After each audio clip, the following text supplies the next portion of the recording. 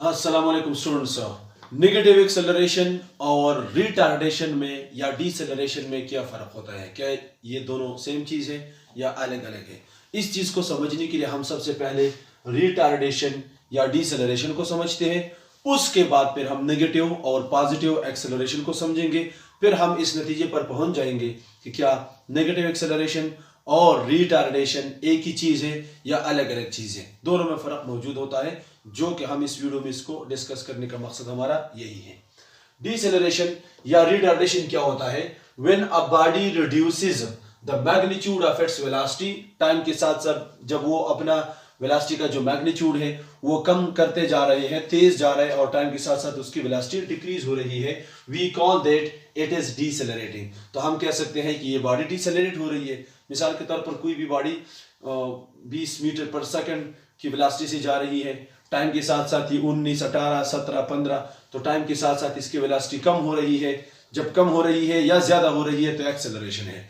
अब यहाँ पे कम हो रही है तो हम इसको कौन सा एक्सेलरेशन, डिसेलरेशन या रिटार्डेशन कहेंगे, यानी कि जब उसकी वेलोसिटी की मैग्नीट्यूड कम हो रही हो।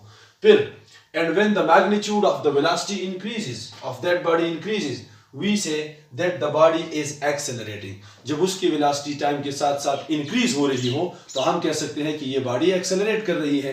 मिसाल के तौर पर कोई भी बॉडी जब रेस्ट से स्टार्ट लेती है तो उसकी इनिशियल वेलोसिटी 0, एक सेकंड के बाद इसकी वेलोसिटी 1 पे, फिर 2 पे, फिर 3 पे पहुंच पाती है, तो हम कहते हैं कि इसकी वेलोसिटी हर सेकंड 1 मीटर पर सेकंड इंक्रीज हो रही है, तो लिहाजा ऐसी बॉडी को हम एक्सेलरेटिंग बॉडीज कहेंगे। अगर इसकी वेलोसिटी टाइम के साथ साथ डिक्रीज हो रही है तो ऐसी मोशंस को हम डिसेलरेटिंग मोशंस कहेंगे। स्टूडेंट्स, इसके बाद हम नेगेटिव और पॉजिटिव एक्सेलरेशन को समझने की कोशिश करते हैं। तो नेगेटिव और पॉजिटिव एक्सेलरेशन को समझने के लिए सबसे पहले हम Newton law F is equal to ma, अगर यहां पर देखा जाए तो किसी बॉडी के ऊपर अगर आप फोर्स F लगाते हैं तो इसमें एक्सेलरेशन a पैदा होगा। एक्सेलरेशन का डायरेक्शन फोर्स का डायरेक्शन होगा, ये बात जहन में रखें और आगे बढ़ते हैं। अगर आप यहाँ पे एक केस ले रहे, हमारे पास कोई कोऑर्डिनेट सिस्टम है जिसमें राइट साइड पे x और लेफ्ट x डैश, ऊपर जो है y और नीचे y डैश।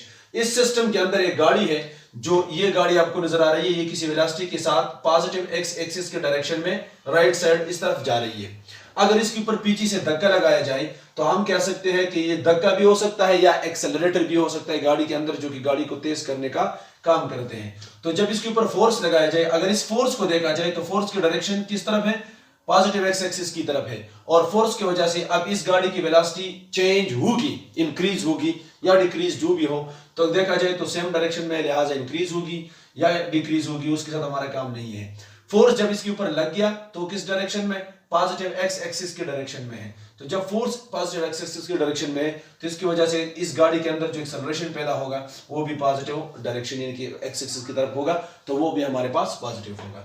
अगर यहां पर सेम केस को देखा जाए, वही गाड़ी है, पॉजिटिव एक्स एक्सिस के ऊपर, पॉजिटिव एक्स एक्सिस यानी कि एक्स एक्सिस के डायरेक्शन में उसकी वेलोसिटी का डायरेक्शन है, उसके ऊपर फोर्स लग रहा है नेगेटिव एक्स एक्सिस की तरफ, यानी कि इसकी तरफ कोई रस्सी की मदद से उसको पीछे की तरफ खींच रहा है, या इस ड्राइवर ने ब्रेक अप्लाई किया।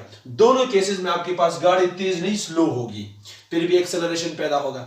अब यहां पर अगर देखा जाए तो फोर्स का डायरेक्शन किस समत है?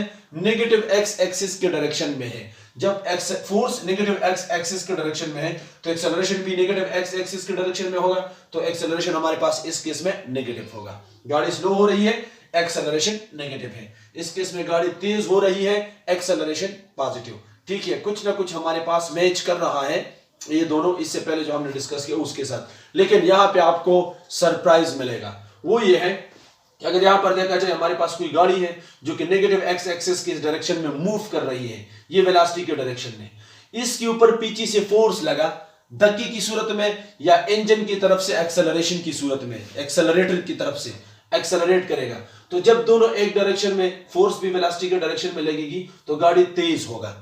अगर फोर्स का देखा जाए तो उसका डायरेक्शन है नेगेटिव एक्स एक्सिस की सिमत में, तो एक्सेलरेशन भी हमारे पास नेगेटिव एक्स एक्सिस की सिमत में होगा।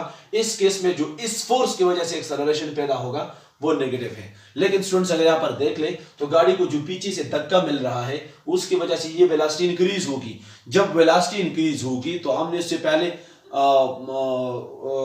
डिसेलरेटिंग या एक्सेलरेटिंग हमने इसको कहा था, लेकिन इस केस में हमारे पास जो एक्सेलरेशन है, अगरचे गाड़ी तेज हो रही है लेकिन एक्सेलरेशन नेगेटिव है। इस वजह से हम हर डीसेलरेटिंग को नेगेटिव एक्सेलरेशन नहीं कह सकते। नेगेटिव एक्सेलरेशन डायरेक्शन के ऊपर डिपेंड करता है कि फोर्स का डायरेक्शन किस सिमत है। अगर फोर्स का डायरेक्शन पॉजिटिव एक्स एक्सिस में तो एक्सेलरेशन भी, अगर फोर्स का डायरेक्शन नेगेटिव एक्सिस के डायरेक्शन में है तो एक्सेलरेशन भी हमारे पास नेगेटिव होगी।